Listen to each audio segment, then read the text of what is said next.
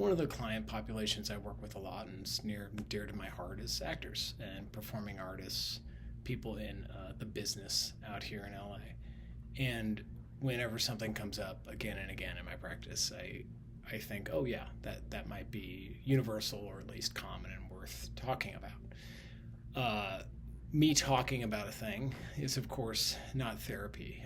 Therapy is not the wisdom of your therapist. It's mostly about the connection there and a client's own discoveries. But with that caveat, there's this piece I keep seeing, this shame-driven piece. There's a practitioner I respect a lot, and she says that when you hear should, think shame. You know, these shoulds we carry as actors that are driven by a business, especially the business of acting.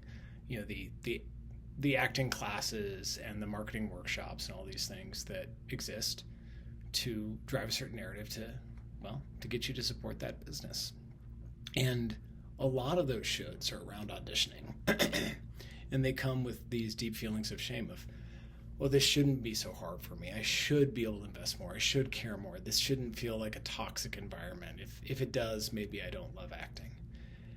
And, you know, I think we all need to be normalized within ourselves and with the people that care about us that will know it makes a shit ton of sense for you to be completely grossed out by parts of this business, especially if you love the craft of acting.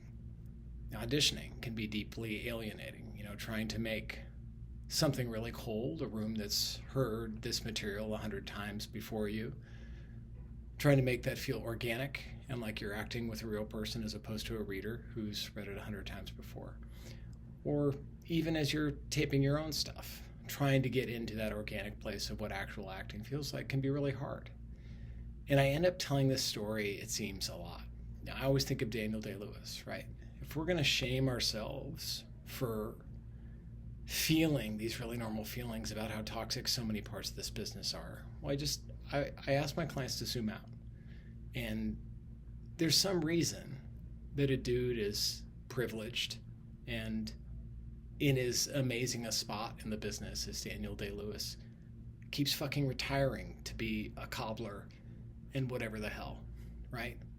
Even when he gets to opt out of some of the worst parts of this business, like auditioning, he doesn't need to do that anymore. It's still such a toxic place, even as he apparently loves and is wonderful at his craft, that he needs to retreat after every project, retiring for some period of time. I guess we think this one's permanent, who knows? Others haven't been. And if he, in all his privilege, getting to avoid so much of the toxicity, it's still toxic enough that he needs to be in Ireland pounding nails into shoes. My hope is that we can normalize how painful it is for ourselves. Because that normalization is the only way we can break through to something different. If we're going to shame ourselves over how crappy it feels to be doing this, well, we're never going to give those feelings expression. It does suck. And if we can acknowledge it sucks and be with the suck and name and hold and experience in our body those feelings, well, we might be able to move through that. We might be able to say, okay, I don't like auditioning, but I love acting. And here's how I can hold those two things together. If we shame ourselves over what we should or shouldn't be feeling, we'll never get those emotions expression.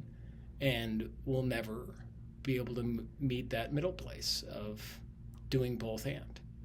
So if you struggle with the toxicity around the business and you should yourself around what you ought to be feeling,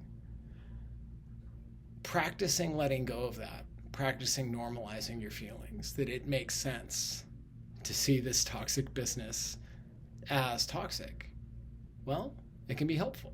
And it doesn't need to mean that you're going to be walking away. It can mean you say, well, this part is toxic and I tolerate it because this part is really deeply beautiful and rewarding. And I like that.